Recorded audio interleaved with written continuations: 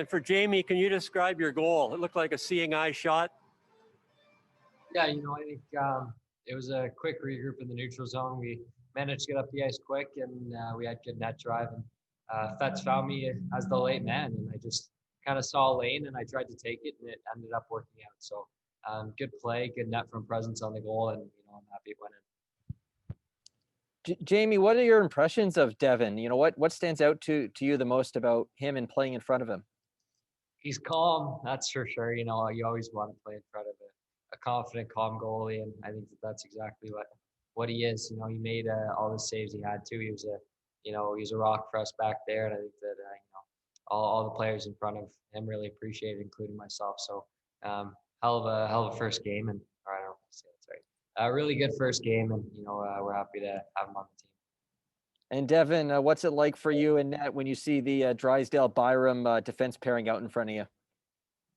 Oh, I have all the confidence in the world when they're on the ice, and all my D, where we have a good team, and they play hard in front of me, and they make my job easy for sure, especially this guy. And Jamie, you kind of made that's your hallmark, and just being able to get pucks through. Is that something you consciously work on? Has always been part of your game, or just whatever's available to you at the time? I think it's just taking what's given. Sometimes you have to create a lane. On that specific play, I was lucky enough to see a lane right off the bat, and I just tried to take it. It's tough to get shots and at this level on net. So any opportunity you have, you got to take it. Great, thanks, guys. Thanks, Sam. Our next question is from Scott Wheeler with The Athletic. Yeah, just for Jamie, what about playing with Bowen in particular sort of works for you? You don't often see two guys who really want to push the pace and sort of attack off the line playing on the same pairing. How does that maybe work in an unconventional way? Yeah, I think we're both mobile players, and I think that plays to our advantage. We're always looking to move the puck up quick and make plays with it, and not not give it away, make plays with the puck. And I think he's a really special player, really mobile, and makes really smart plays. And when he kind of wheels around the offensive zone, we can read off each other and kind of have an idea on what the other person's going to do. So he's a really easy guy to play with, and a good key partner as well. Our next question is from Adam Kimmelman.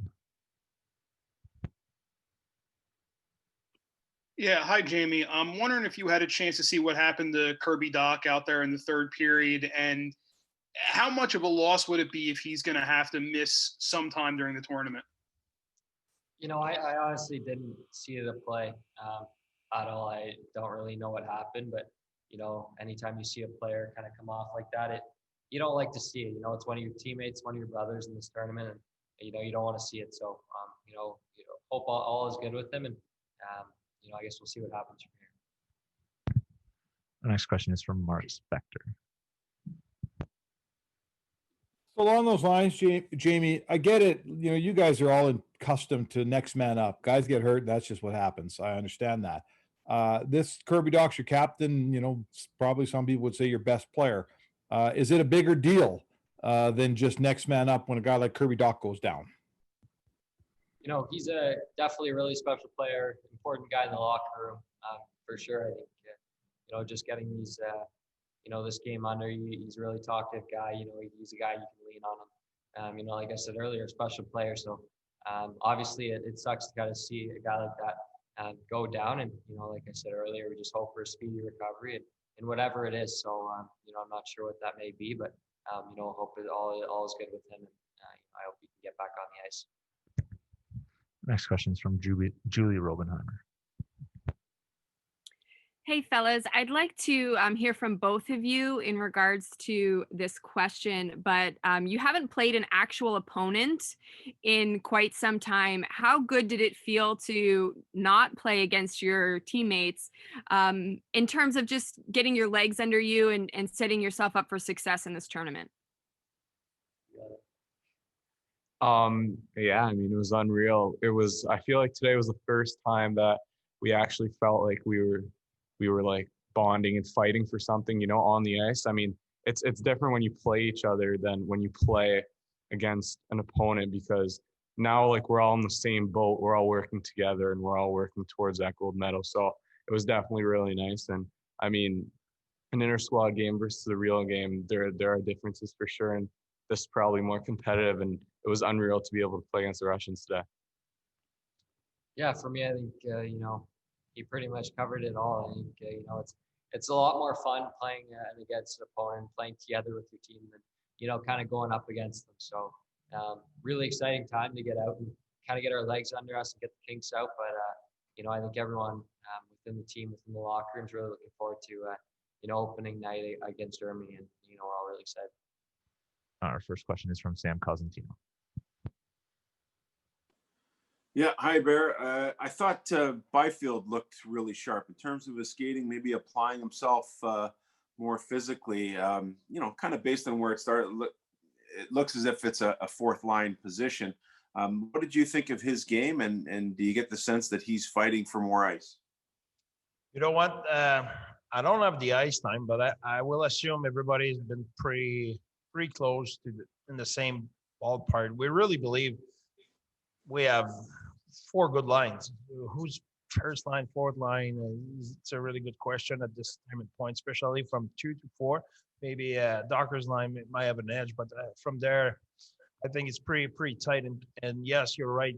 Q was really solid. And you know what? When we left Red Deer, we talked to Q and we told him we were really happy about the way he played, the way he compete, the way he pay attention to detail, and he tried to get better every day. And we were, as a staff, really pleased about that. And when we came here in Edmonton, he just kept going and kept going and kept going. And he was rock solid in every practice and got much better. And we were not surprised of his performance today. And there's a lot of players who could have been there in the last minute without when they pulled their goalie. And the reason why we decided to put Q there is because he earned it. And there's a message there. It's Q, we asked him to manage his puck a little bit better than he did maybe in the first 4 inter-squad game. And he worked really hard at it. And like I said, he's super coachable. He's fun to coach, and he tried to do what you ask. And he was one of our best players tonight. Hi, Andre. I'm wondering how you felt the team played systematically, structurally today as a group. How did you assess that? Yeah, pretty good. For a bunch of guys who did not play against a real opponent in 9 months, that was really happy. I think we saw on our offensive zone player with possession, there were a lot to like. Our forecheck, offensive zone forecheck was really good.